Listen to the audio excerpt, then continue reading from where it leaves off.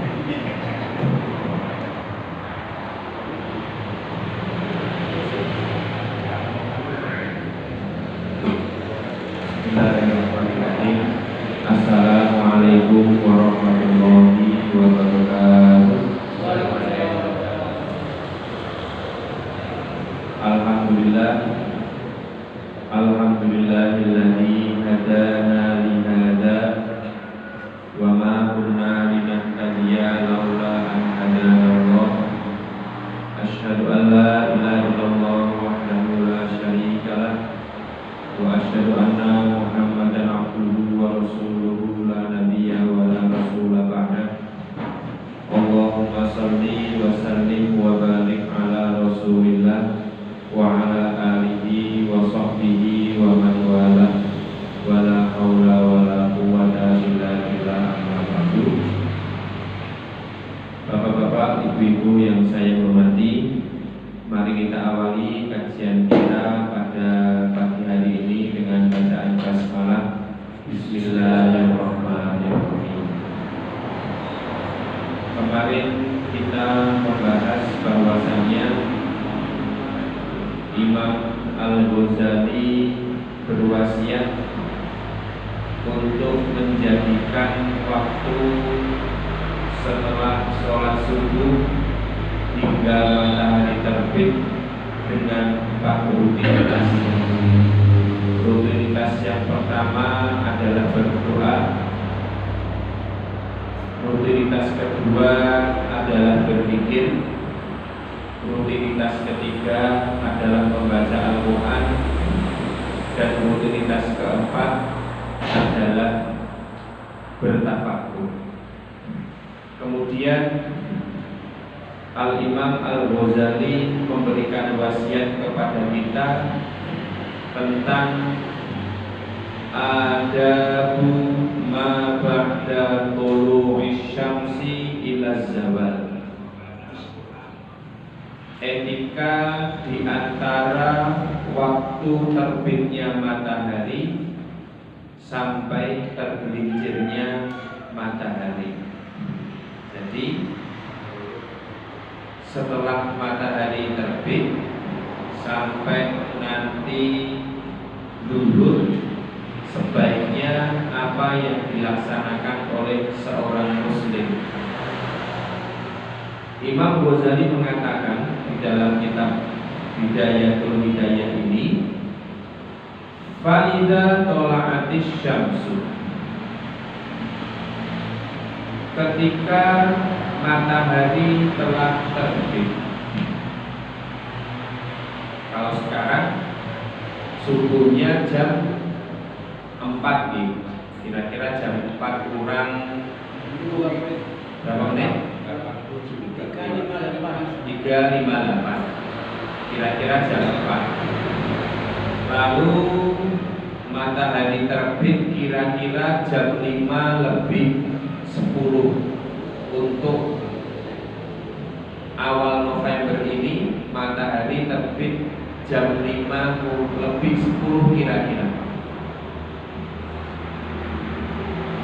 Imam Ghazali mengatakan, fa idza tala'atis syamsu, maka apabila matahari telah terbit di zaman kita ini, di hari ini, matahari terbit kira-kira jam 5:10. Wartafa'at qadruhu, dan tingginya sekiranya 1 tombak antara matahari terbit sampai matahari tingginya setinggi 1 tombak, yaitu ditambah kira-kira 20 menit. Jadi kalau matahari terbitnya jam 5:10, kemudian kita ingin tahu matahari sudah setinggi tombak, kira-kira ditambah 10 menit. Fasholli rakaataini, maka sholatlah 2 rakaat. Sholat ini sebagaimana yang kemarin saya sampaikan dinamakan dengan sholat isyraq atau sholat syuruk. wa dzalika inda zawali waqtil qararah lis-sholati fa innaha maqru'ah.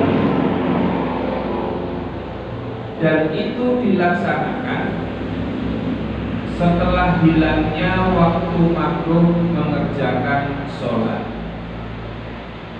Min ba'di fardhotis subhi, karena sholat dihukumi makruh saat dilaksanakan setelah sholat subuh ila irtifa'is syamsi, sampai matahari telah tinggi. Jadi ada waktu yang agak makruh, yaitu waktu di mana matahari sudah mulai terbit. Ini kata Imam Ghazali. Kalau sudah matahari terbit, kata Imam Ghazali, qaribun min rubu'i, lalu masuklah yang namanya waktu sholat duha. Fasolli sholat duha, maka laksanakanlah sholat duha. Arba'an, 4 rakaat, au sittan, atau 6 rakaat, au thamaniyan, atau 8 rakaat, makna dilaksanakan 2 rakaat.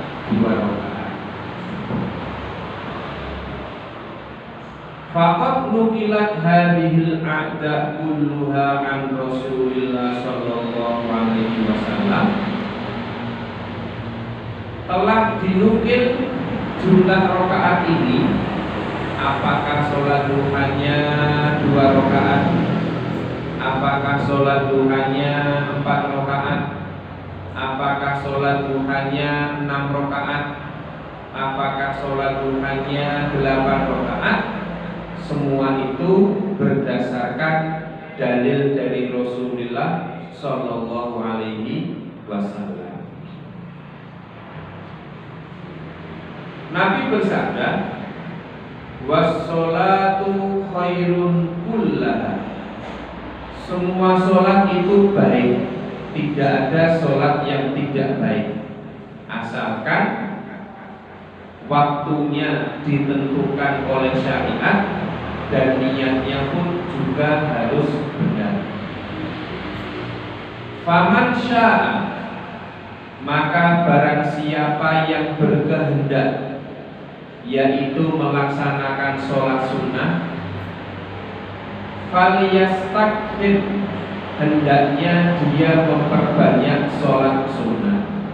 Kata Imam Ghazali, beliau menukil sabda dari Rasulullah, semua sholat sunnah itu baik kalau seseorang itu berkehendak sholat sunnahnya yang banyak.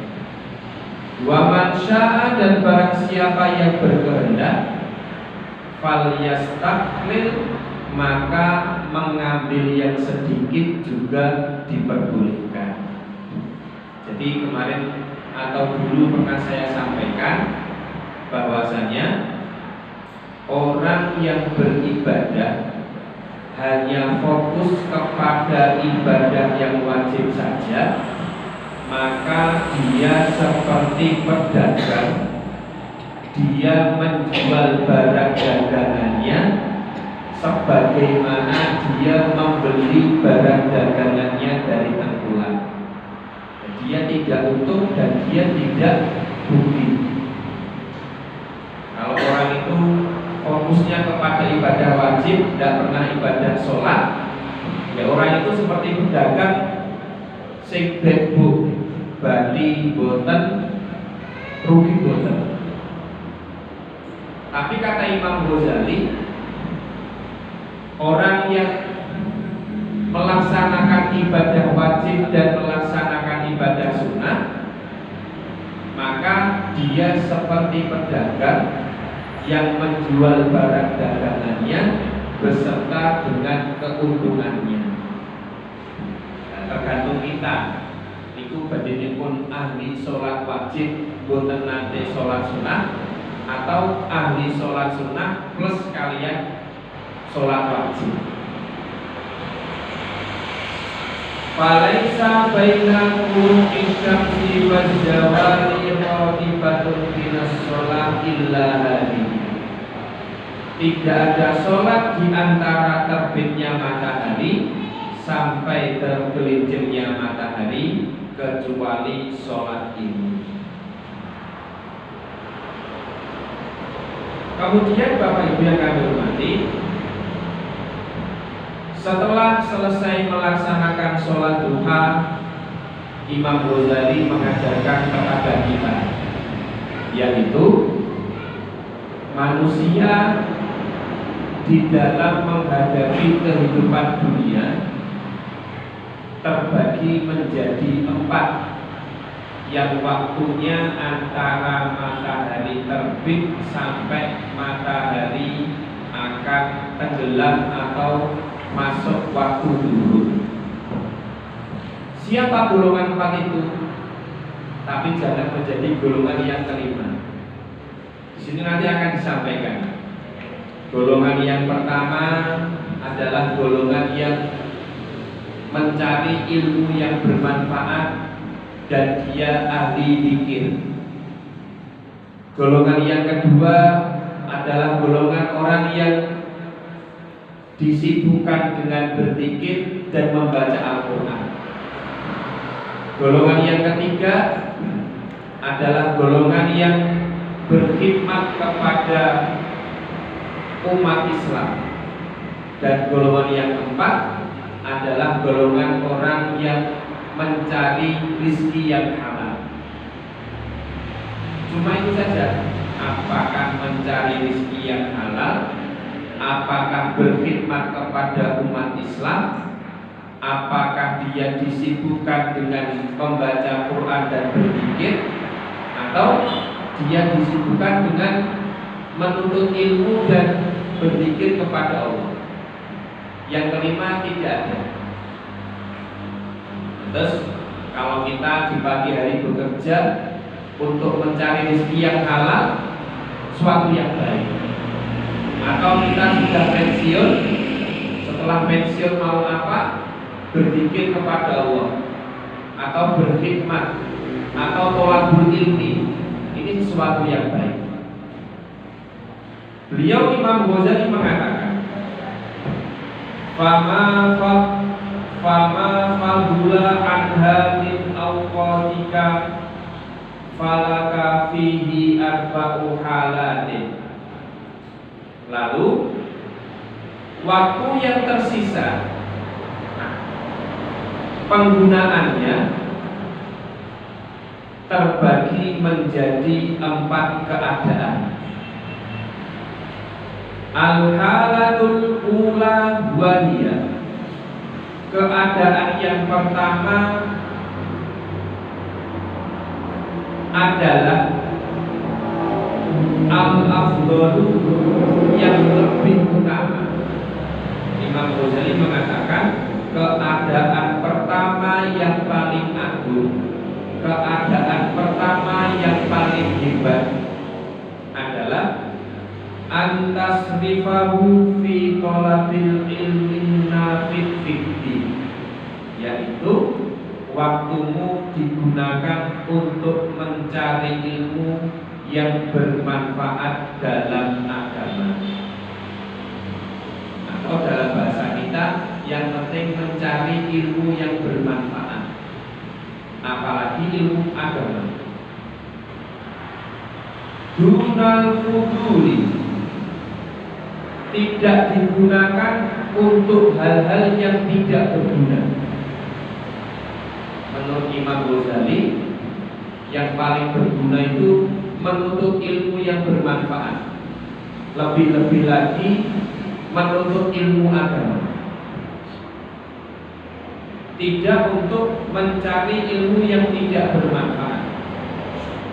Alladzi akabban nasu alaihi, yang mana banyak sekali manusia yang disibukkan dengan ilmu yang tidak bermanfaat. Wasammauhu ilman, meskipun manusia itu menamakan hal tersebut sebagai ilmu. Contohnya apa? Contohnya adalah mempelajari ilmu yang haram. Ya, meskipun itu adalah ilmu yang haram, seperti ilmu sihir, seperti ilmu ramalan, seperti ilmu bagaimana cara mencuri. Nah, meskipun ini dinamakan dengan ilmu, maka ilmu tersebut ilmu yang tidak boleh dipelajari. Kemudian, apa yang dimaksud dengan ilmu yang bermanfaat?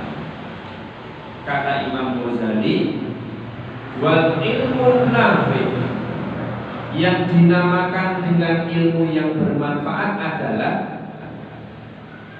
huwa ma yazidu fi khaufika minallahi ta'ala. Yang pertama, ilmu dinamakan ilmu yang bermanfaat adalah yang menambah rasa takutmu kepada Allah Subhanahu wa ta'ala. Kalau ilmu tersebut menambah rasa takut kita kepada Allah, maka ilmu tersebut adalah ilmu yang bermanfaat.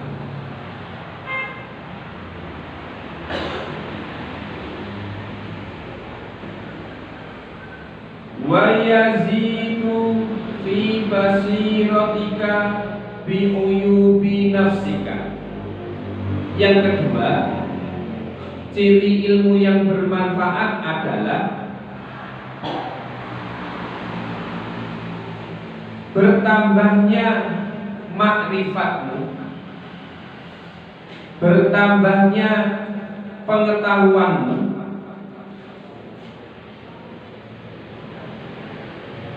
wa yazidu fi basiratika bi uyubi nafsika. Yang kedua yaitu wa yazidu fi basiratika bi uyubi nafsika, menambah penglihatanmu pada aibmu. Jadi ilmu yang bermanfaat yang kedua adalah ilmu yang mengajari kita tentang apa? Tentang cara introspeksi diri, mengetahui kelemahan diri, mengetahui kesalahan diri, sehingga seseorang bisa mengetahui aib-aibnya.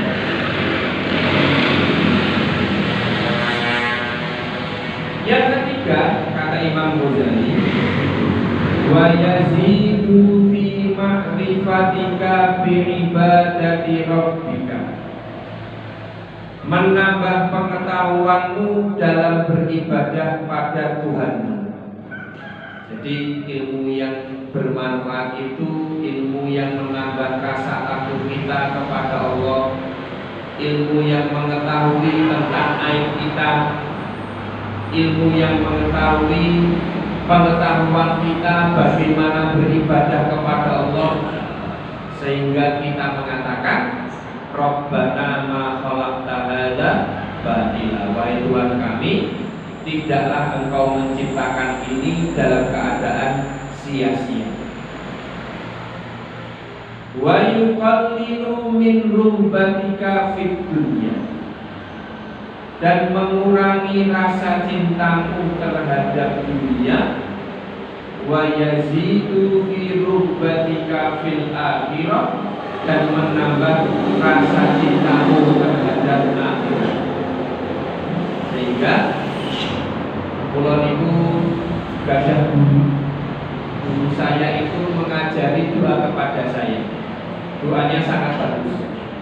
Doanya adalah Allahumma ij'alid dunya tahta aydina wa la taj'alha fi qulubina. Wahai Allah, jadikanlah dunia ini berada di genggamanku, dan janganlah Engkau jadikan dunia ini berada di hatiku. Jadi ada doa, ya Allah, jadikan dunia ini di tangan saya saja, tetapi janganlah engkau jadikan dunia sampai masuk ke dalam hatiku. Doanya Allah was'alid dunya tahta aydina wala taj'alha fi qulubina wala taj'alid dunya akbar hammina. Ya Allah, janganlah engkau jadikan dunia ini menjadikan rasa sedihku yang paling dalam. Boleh prihatin dunia, tapi tidak boleh berlebih-lebihan. Allahumma ja'alid dunya tahta aydina wala taj'alid dunya Allahumma ja'alid dunya tahta aydina wala taj'alha fi qulubina wala taj'alid dunya akbar hammina wala mablagha ilmina. Dan ilmu yang kami cari di dunia jangan hanya bermanfaat untuk urusan dunia saja. Nah, kemudian kata Imam Ghazali, wa yaftahu basirataka bi afati a'malika hatta tahtariza minha, yaitu ilmu yang membuka matamu pada hal-hal yang menyebabkan amalmu tidak diterima, sehingga kamu bisa menjaga darinya.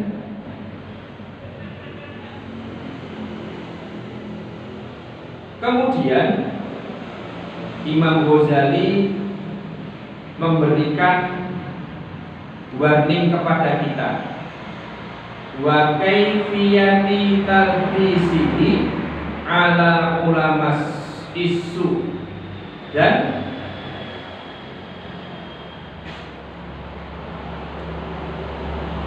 memperlihatkan padamu tentang tipu daya syaitan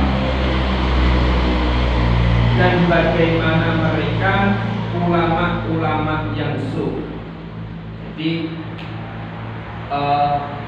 Imam Ghazali itu apakah di dalam kitab Bidayatul Hidayah atau di dalam kitab-kitab yang lain ini memberikan warning terhadap ulama yang su. Kalau dulu kita awal-awal belajar Bidayatul Hidayah dikatakan oleh Imam Ghazali, ulama su itu ulama yang apa? Ulama yang su itu ulama yang saat tolabul ilmi yang dipikir adalah dunia, saat dia mengamalkan ilmunya yang dipikir adalah dunia, saat dia menyebarkan ilmunya yang dipikir adalah dunia, lalu dia merasa dirinya memiliki derajat yang tinggi di hadapan Allah. Pakaiannya seperti pakaian ulama, memiliki banyak sekali jamaah, sehingga dia membangga-banggakan jamaahnya yang banyak, tapi sebenarnya dia itu adalah ulama yang su, ulama yang jelek.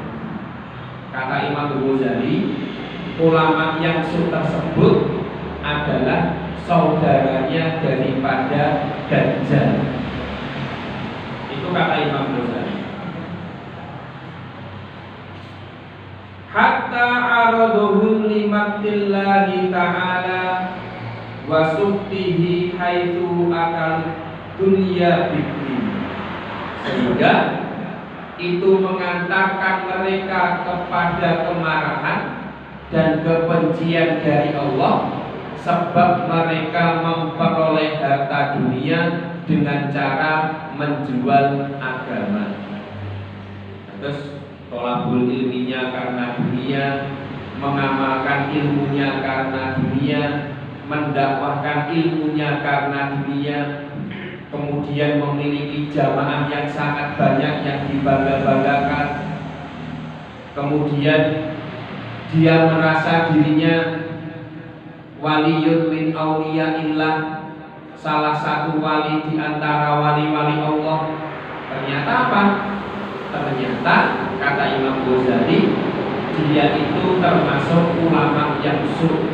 Apa itu? Memperoleh harta dunia dengan cara menjual agama.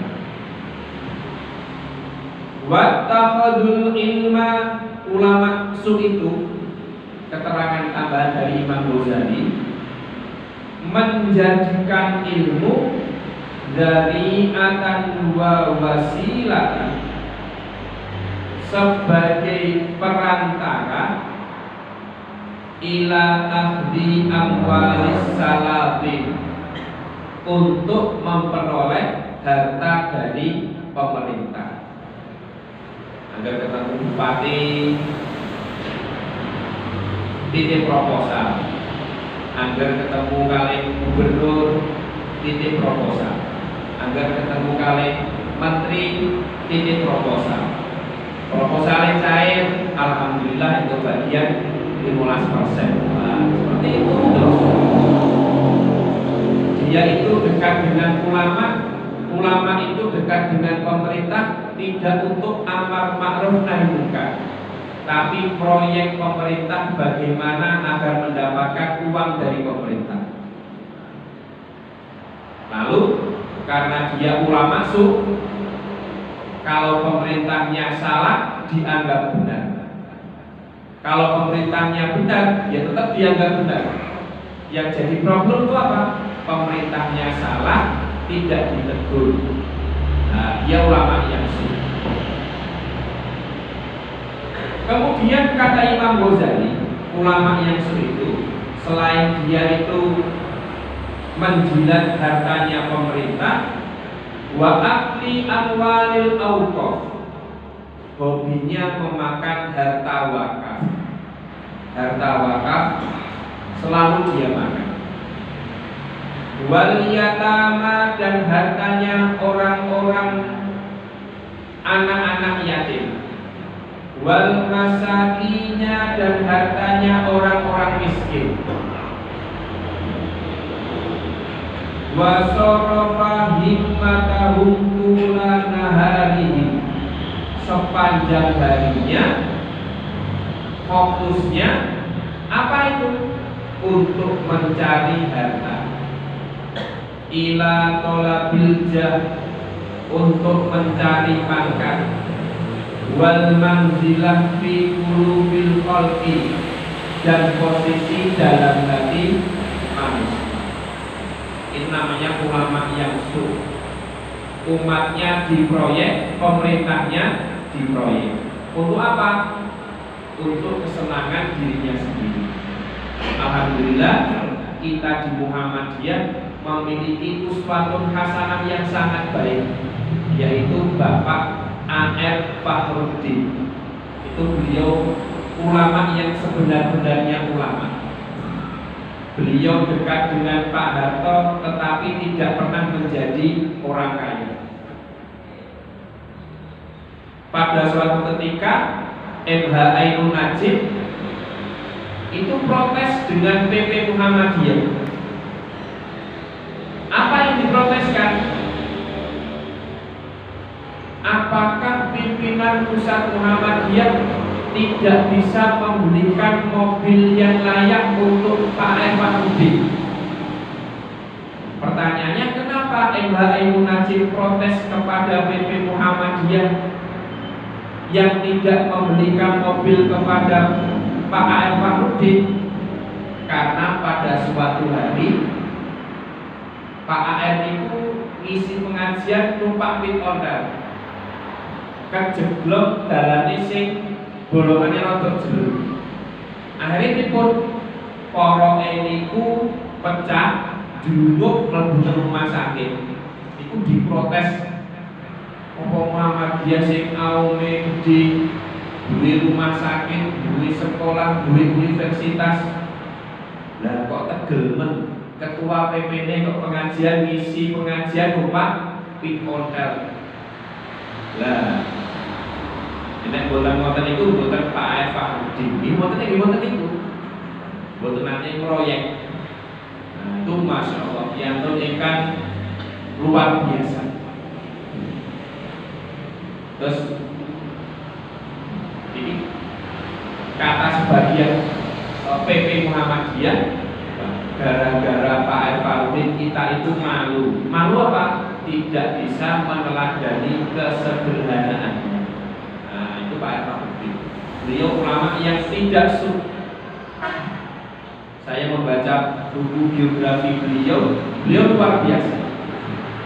Mungkin satu-satunya ulama yang berani menegur Pak Harto lewat tulisan surat, Pak Harto jenengan wajibipun nindakaken haji. Iku Kiai Budi mawon boten matur. Mung sing matur Pak Evaludin. Nah, kenapa beliau berani? Tidak pernah menerima uangnya Pak Harto, kendel lagi.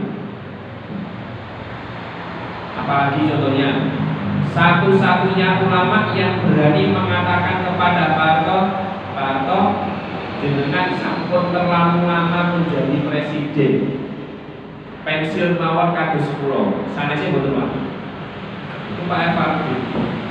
Itu Masya Allah. Neng mboten ulama sing bersih tidak mungkin berani. Nah, itu luar biasa nih.